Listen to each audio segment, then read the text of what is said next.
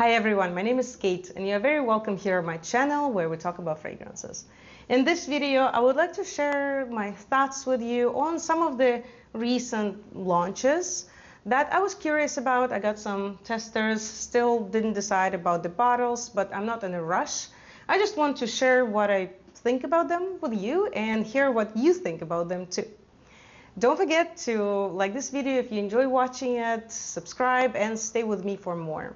I'd like to open this video with highly awaited fragrance. It's Tilia by Marc-Antoine Barrois.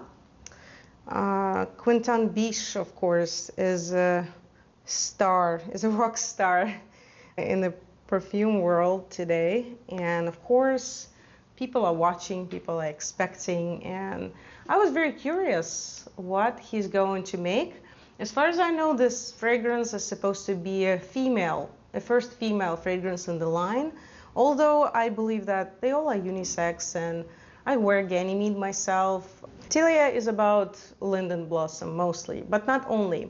You can clearly recognize Quentin Biche's handwriting here, definitely, absolutely. I don't even have to know that it was him. I would just recognize him.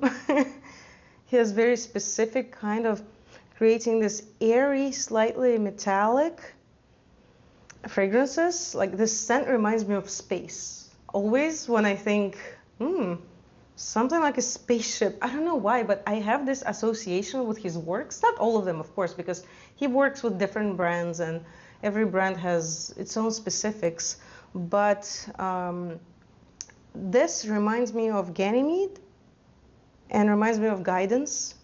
If Guidance and Ganymede were puzzles, I think he takes the little puzzles out of it, little pieces, and uses them or quotes himself in other fragrances. And here he definitely quoted himself. It has this trail of Ganymede in it. This kind of a metallic, woody nuance. I like Ganymede because it's supposed to be liveless. You know, it's like about this liveless satellite, I believe. Actually, I have a whole video about that. You can watch it. But this one, linden blossom, I just associate with my childhood, with some happy memories, with running around, being a child, you know, being crazy. And where I grew up, there's a lot of linden growing around, and usually in June. So I associate it with times full of life, you know, full of joy. And this fragrance, it's distant.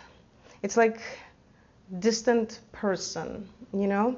It doesn't smell warm or inviting, although it smells good and I like it. And maybe I wouldn't even mind having it in my collection. Maybe I would get it.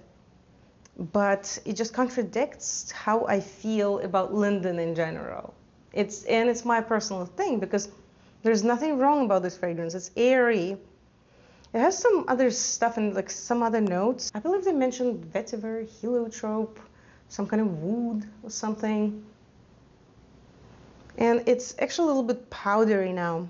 On my skin it opens this, I guess it's heliotrope part, that it becomes powdery and fluffy.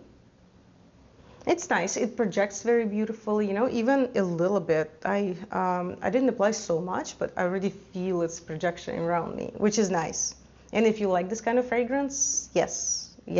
But yeah, I don't know. I still don't understand how I feel about it. Have you tried it? What do you think? Tell me. Tell me. It would take me just a second to recognize Quentin Biche here.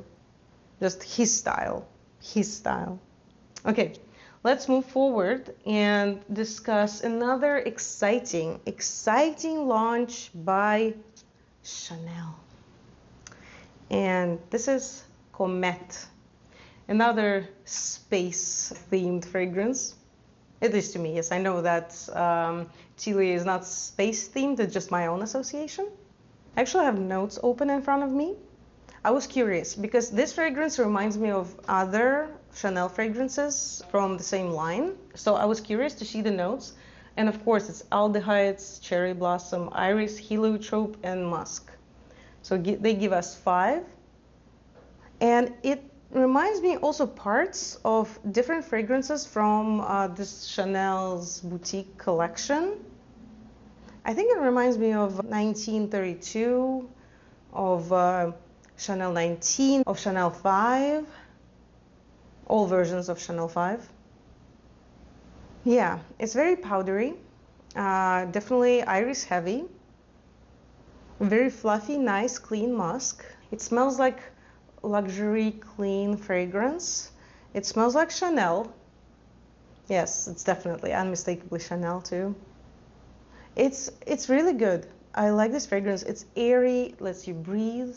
It smells very sophisticated because of iris. I really like iris that Chanel creates because it's a very specific kind of iris that always smells, I don't want to use this word expensive, but it does smell expensive, even though I don't really like when people say cheap fragrance, expensive fragrance. I don't think it's always accurate, and I don't like to label things too much, although sometimes you just have to. Sometimes you don't have a chance, you know, you have to use the word. And yeah, cherry blossom maybe, yes, there's something like that, but it's still, it reminds me a lot of Chanel 5, but a more modern version of it. And 1932, yes, the one that smells like diamonds. If you love this Chanel line, these beautiful, simple bottles, I actually like it a lot. I have a couple, but I want more. And I think that I want Comete. I think that I need this one. It's just this epitome of Chanel. You know, it's just, if you want Chanel, get Comete. I would say that this fragrance reminds me of generalized image of a Chanel fragrance. That's it. And if you like something like this, if it sounds appealing to you, try it. It's nice. I cannot stop smelling it. There's some sourness here now that I think it's a cherry blossom part. Like a flower. It's flowery, aldehyde scent. Nothing else, I guess. It's well done, but it's hard to critique it because it's just simple, you know? And another exciting launch that just came out recently is Acnestudios by Frederic Malle. By the way, have you heard about Frederic Malle leaving his own brand, the Initio Frederic Malle? Okay, there's almost nothing, but whatever. Okay, I remember it well. Yeah, I still can smell some. It's nice. It's aldehydes. It's powdery. They also mention violet, peach, some flowers, but mostly it smells like aldehydes. My friend actually said very well, it's like aldehydes and bubble gum together. And it's a very good way to describe it. It's a very well-balanced, crisp, fresh scent. Most of what I smell is aldehydes. Yes, there is this bubblegummy side. I don't smell any kind of peach at all. Yeah, I don't smell anything like peach. I would say it's more like strawberry to me because of this bubblegum feel. But it's in the back. The first thing that you smell is aldehydes. It's very, very clean. If you want to smell like very expensive, soft, nice smelling, fresh detergent by Frederic Malle, you can get it. Yeah, it's very nice. I wonder if it's some limited edition and they will make it once and then just leave it forever and you can only buy it on the secondary market. I don't know. But you can still buy it in Acnestudios boutique. It's a grown-up scent, you know, for those who go to the office or just want to smell very fresh. Fresh is a good word. It's not always my style of scents. I don't have a lot of fragrances like this, but I feel like there's some interest waking up in me, and maybe at some point I'll start collecting something like that.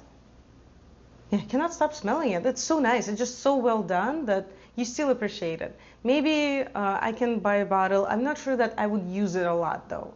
I feel like this bottle might just stay there, collect dust on my shelf because it's not the kind of fragrance I am reaching for, but who knows? If they only make it once and then they discontinue it, will I regret not getting it? I don't know. I need to think about that. Let's move to Initio, the Narcotic Delight, the latest launch by this brand, it doesn't spray well. I ordered the decant because I am not sure.